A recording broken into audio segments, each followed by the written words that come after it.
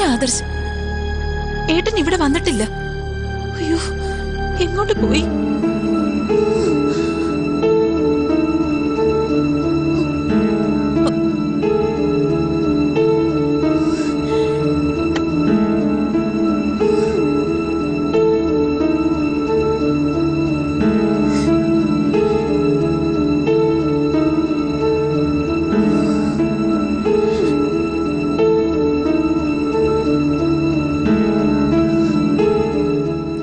എന്താ മോളെ അത്?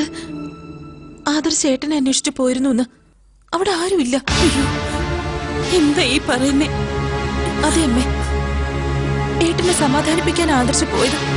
പക്ഷെ അവളും അവിടെ ഇല്ലാന്ന് പറഞ്ഞ അവൻ സ്റ്റേഷനിൽ ഇറങ്ങുമെന്ന് അവൾ ഒരിക്കലും കരുതിയിട്ടുണ്ടാവില്ല. നാളെ കാലത്ത് സോഫിയുടെ വിവാഹം നടക്കുമ്പോ അവൾ അവനെ സ്വൈര്യമായി ഇരുത്തുമെന്ന് തോന്നുന്നുണ്ടോ? ഇനി എന്തെങ്കിലും ചെയ്യാൻ അവൾ ധൈര്യപ്പെടോ? അവൾക്ക് എന്തിനാ ധൈര്യം ഇല്ലാത്തത്? നേരത്തെ പിടിച്ചുകൊണ്ട് പോയ പോലീസുകാരോട് ചോദിക്കണം അവൻ എവിടെയെന്ന്. ആദർശ് ഇപ്പൊ ഇങ്ങോട്ട് വരും. എന്നിട്ട് എന്താന്ന് വെച്ചാ ചെയ്യാം.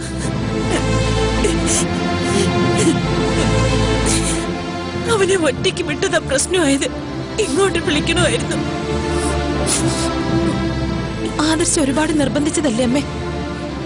ഏട്ടൻ വാശി കാണിച്ച് പിന്നെ എന്ത് ചെയ്യാനാ? മാത്രമല്ല, സോഫിയുടെ മുമ്പിലേക്ക് ചെല്ലുന്നില്ല എന്ന് ഏട്ടൻ തീരുമാനം എടുത്തിട്ട് എന്തെങ്കിലും ചെയ്യാൻ ഉദ്ദേശിക്കുന്നവര് അവന്റെ മനസ്സിനകത്തെ കാര്യങ്ങൾ കുത്തി നോക്കോ? ആദർശ് വരുന്നത് വരെ ഒന്ന് ക്ഷമിക്കും. ഏട്ടനെ തിരഞ്ഞ് നമുക്ക് ഒന്നിച്ചിറങ്ങാം.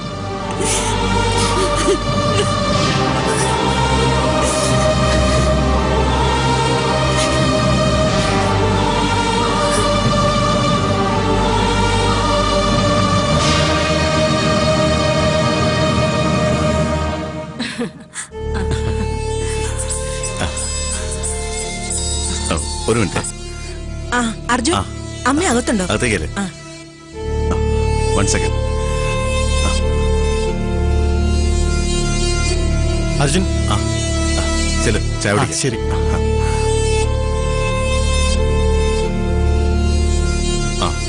പറയൂ. അവിടെ വിവാഹത്തിന്റെ തിരക്കാണല്ലേ? അതെ, ചിലർക്കൊക്കെ എന്തൊക്കെയോ സംശയം ടെൻഷനും ഒക്കെയാണ്. അതിന്റെ ഒന്നും ആവശ്യമില്ല. തനിക്ക് ടെൻഷനുണ്ടോ? ഉണ്ട്. അത് വേണ്ടെന്ന് പറയാനാ ഞാനിപ്പോ വിളിച്ചത്. പ്രകാശ് നാളെ നാട്ടിലുണ്ടാവില്ല. ഞങ്ങള് കുറെ ദൂരെയാ. എവിടെ? താനിപ്പോ അതൊന്നും അറിയണ്ട. നാളെ പ്രകാശ് അവിടെ എത്താതിരിക്കേണ്ടത് എന്റെയും തന്റെയും ആവശ്യം. പ്രകാശ് വരില്ലെന്ന് ഞാൻ ഉറപ്പിച്ചു. എങ്ങനെ? എന്റെ വഴികൾ വിചിത്രമാണ് അർജുൻ. അത് തനിക്ക് ഉൾക്കൊള്ളാൻ പറ്റില്ല. താനിപ്പോ വേറൊന്നും ആലോചിക്കണ്ട. സോഫിയെക്കുറിച്ചുള്ള സ്വപ്നങ്ങളുമായി സുഖമായി ഉറങ്ങാൻ തനിക്ക്. Good night and best wishes. ഞാൻ നാളെ വിളിക്കാം.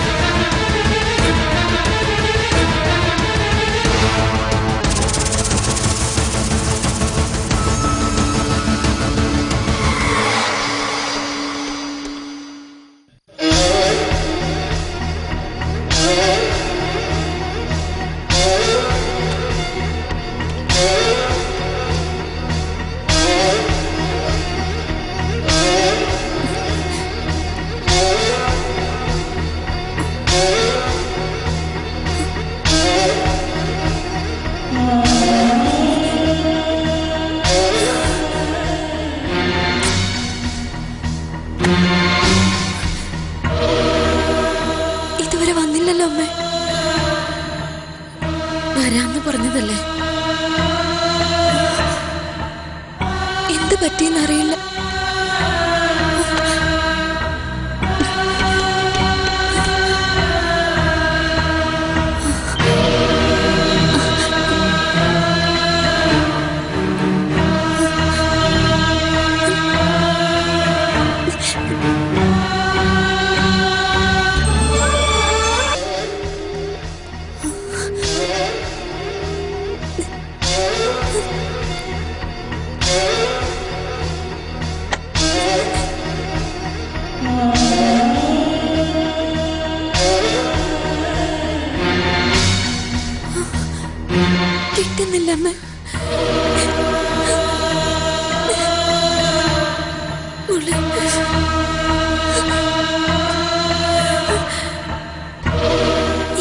അവസാന നേരത്ത്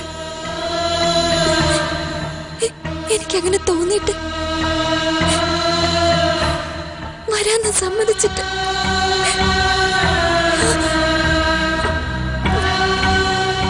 പിന്നെ എന്തിനാ അങ്ങനെ പറഞ്ഞത്? പറയായിരുന്നില്ലേ നിന്നെ കാണുന്നത് എനിക്ക് ഇഷ്ടമല്ലെന്ന്?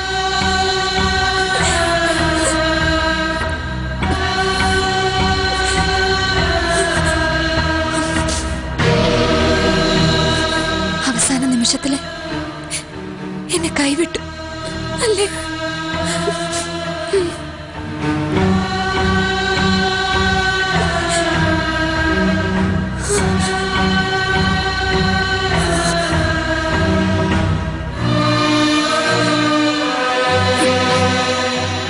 എന്തിനാ എന്നെ കാണാൻ വരുന്നത്? മനസ്സിലാക്കാതെ പോയതല്ലേ ഞാൻ? വാശി തീർക്കാൻ മറ്റൊരാളുടെ മുന്നിൽ കഴുത്ത് നീട്ടാൻ തയ്യാറായതല്ല.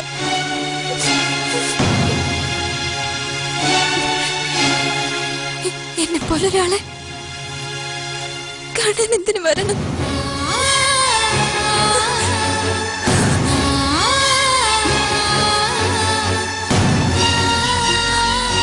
എന്റെ എല്ലാ പ്രതീക്ഷയും അവസാനിച്ചു അല്ലേ അമ്മ?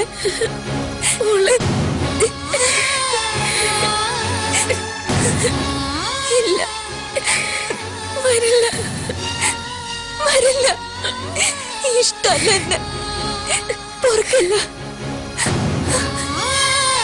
പൊറുക്കില്ല എന്നോട്.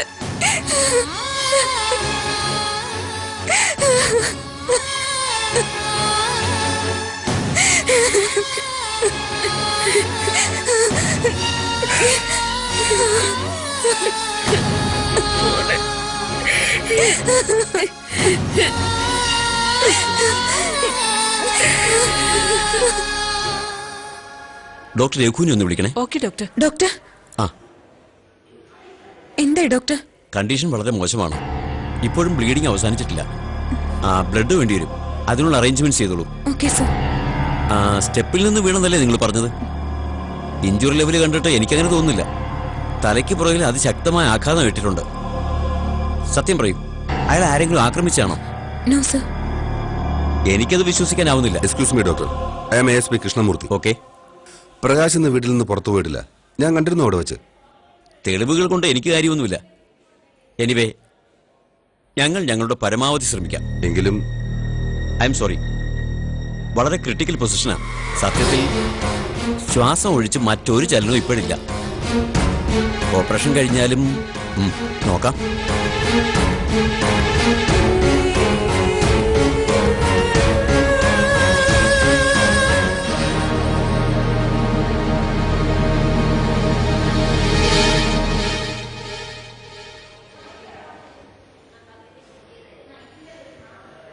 സർ, പ്രകാശിന് എന്തെങ്കിലും സംഭവിക്കും?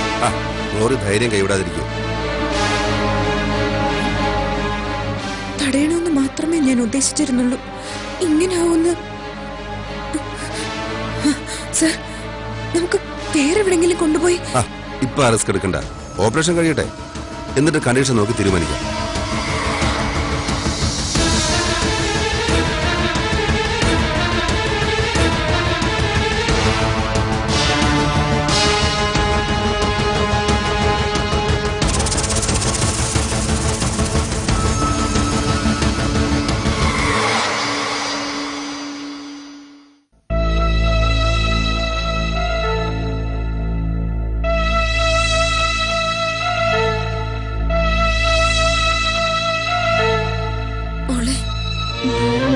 സോഫി, നേരം വെളുത്തോ അമ്മേ?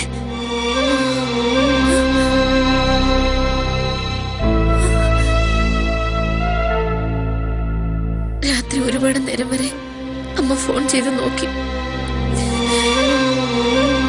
എവിടേക്കോ പോയി, അതുറപ്പാ. വീട്ടിലില്ലെന്ന് സന്ധ്യയോട് ആദർശ് വിളിച്ചു പറഞ്ഞു. പിന്നെ കാണാന്ന് എന്നോട് പറഞ്ഞതോ? ചോദിച്ചപ്പോ അതിനൊരു മറുപടി പറഞ്ഞു. അത്ര ഉണ്ടാവുമല്ലേ? അല്ല, വീട്ടിലും ഗ്ലോറിയും ഇല്ലെന്ന് എനിക്കെന്തോ. അമ്മേ, ചിലപ്പോ എടോ,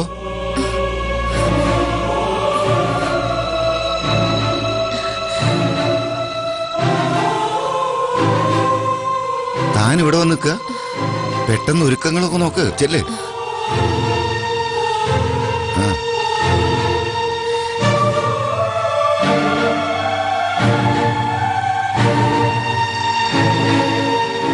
ഉറങ്ങിയോ മോള്?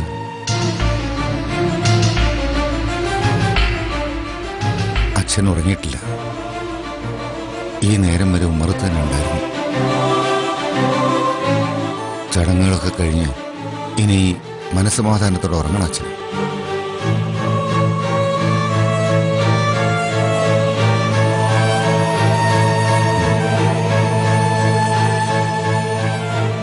ആലോചിക്കാൻ ഒരുപാടുണ്ടാവും, ഒരുപാട് വേദനിപ്പിക്കുന്നത്. ചിരിക്കാത്തതിന്റെ കാരണം ചോദിച്ചപ്പോ ഒരു ദിവസത്തേക്ക് മകളെ അഭിനയിക്കാൻ വന്നതല്ലെന്ന് മോള് പറഞ്ഞു. പക്ഷേ ഇന്നത്തെ ദിവസം അച്ഛനത് ആവശ്യപ്പെടും. കല്യാണ പെണ്ണാ നീ, അഭിനയിക്കണം. ഇന്നത്തെ ദിവസം അച്ഛനത് ആവശ്യപ്പെടും. കല്യാണ പെണ്ണാ നീ, അഭിനയിക്കണം. ആ, നേരത്തെ ഇറങ്ങണം. നമുക്ക് റെഡി ആയിക്കോ.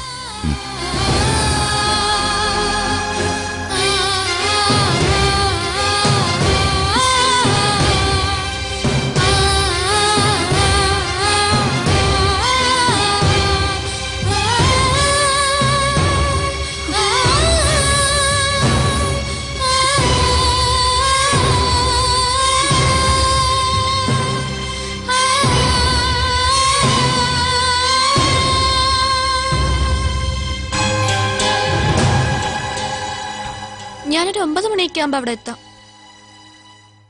കുഴപ്പമില്ല, എനിക്ക് വൈകുന്നേരം തിരിച്ചു വന്നാ മതി. ആ, ഞാൻ റെഡി ആയിട്ട് നിന്നെ വിളിക്കാം. ആരാ? എന്റെ ഒരു ഫ്രണ്ടാ അമ്മേ. സിറ്റിയിലൊരു സയൻസ് എക്സിബിഷന് ഒന്നിച്ചു പോവാന്ന് പറഞ്ഞതാ. ഇന്നോ? അതെ, ഇവിടെ നിന്ന് വിവാഹത്തിന് പോണോന്ന് പറഞ്ഞ് അമ്മ നിർബന്ധിക്കില്ല. പോകണോ വേണ്ടത് ഞാനേ തീരുമാനിച്ചിട്ടില്ല. അമ്മയ്ക്ക് തീരുമാനം എടുക്കാൻ അധിക സമയമൊന്നും വേണ്ടല്ലോ. നിർബന്ധിച്ച ഞാൻ നിഷേധിക്കും. അത് അമ്മയ്ക്ക് ബുദ്ധിമുട്ടാവും. അവളുടെ ജീവിതത്തിലെ ഏറ്റവും പ്രധാനപ്പെട്ട ഒരു ചടങ്ങ്. അതിന് പോകുന്നില്ലെന്ന് എനിക്ക് പെട്ടെന്ന് തീരുമാനിക്കാനൊന്നും പറ്റില്ല. അമ്മ തീരുമാനിച്ചോ? അമ്മ പോവുകയും വേണം. വിവാഹ നിശ്ചയത്തിന് പോയതുപോലെ അവിടെ ചെന്നൊരു യന്ത്രം പോലെ നിൽക്കാനും ചിരിക്കാനും എനിക്ക് പറ്റില്ല. ഈ അനുസരണക്കേടിന്റെ പേരിൽ അമ്മ എന്നെ ഇവിടെ നിന്ന് ഇറക്കി വിട്ടാലും എനിക്ക് പരാതിയൊന്നുമില്ല.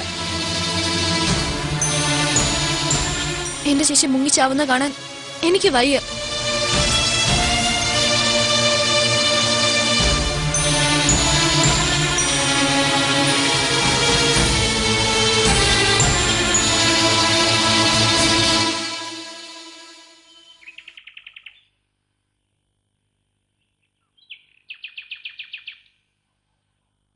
അവസാനം താനും തളർന്നുപോയി അല്ലേ ആദർശ്?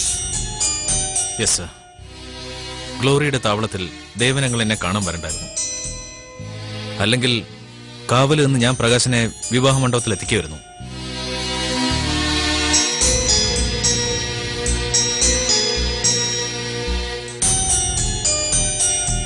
പറഞ്ഞിട്ട് കാര്യമില്ല. ബന്ധങ്ങൾ ആളുകൾ ഊതിപ്പെരിപ്പിക്കുന്ന വെറും ഭാവനകൾ മാത്രമാണെന്ന് ഞാൻ കരുതിയിരുന്ന ഒരു കാലമുണ്ടായിരുന്നു. പക്ഷേ ഇപ്പൊ ഞാനത് തിരുത്തി. ബാധ്യതകൾക്കും കടപ്പാടുകൾക്കും നമ്മളെക്കാൾ കൂടുതൽ സംസാരിക്കാറുണ്ട്. നമ്മളതിന് കീഴടങ്ങിപ്പോവും.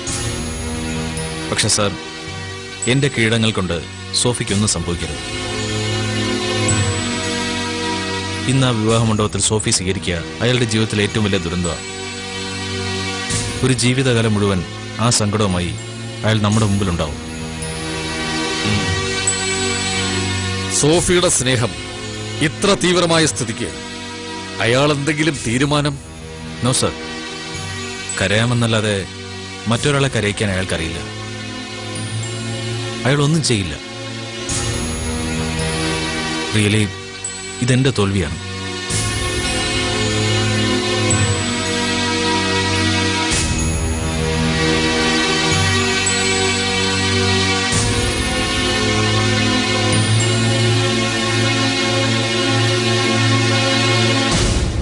ആദർശ്, എനിക്ക് എന്റെ ഫ്രണ്ട്ഷിപ്പിനോട് നീതി കാണിക്കാൻ കഴിഞ്ഞില്ല. എന്റെ സഹോദരിയുടെ സ്വപ്നങ്ങൾ നിറവേറ്റാനും കഴിഞ്ഞില്ല. ഇന്നലെ രാത്രി സോഫി വിളിച്ചപ്പോ പ്രകാശ് വരാമെന്ന് സമ്മതിച്ചത്? അങ്ങനൊരു വാക്ക് നിഷേധം പറയാൻ തോന്നിക്കാണില്ല. പക്ഷേ പ്രകാശിന്റെ തീരുമാനം എനിക്ക് വ്യക്തമായിരുന്നു. ഒരു പ്രശ്നത്തിലേക്കില്ലെന്ന് വ്യക്തമായി അയാൾ പറഞ്ഞിരുന്നു. അത്രയും പേടിച്ചിരുന്നു അയാൾ. പോയി കാണും എങ്ങോട്ടെങ്കിലും.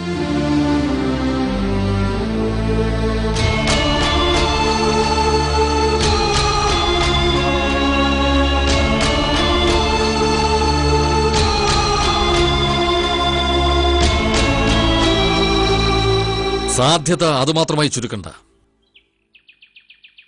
എന്റെ കണക്കുകൂട്ടലിൽ പ്രകാശ് സ്വയം പോകുന്നതിനേക്കാൾ സാധ്യത ഗ്ലോറി കൊണ്ടുപോകാനാണ്. കാരണം പ്രകാശിന് സങ്കടവും ഗ്ലോറിക്ക് പകയുമാണ്.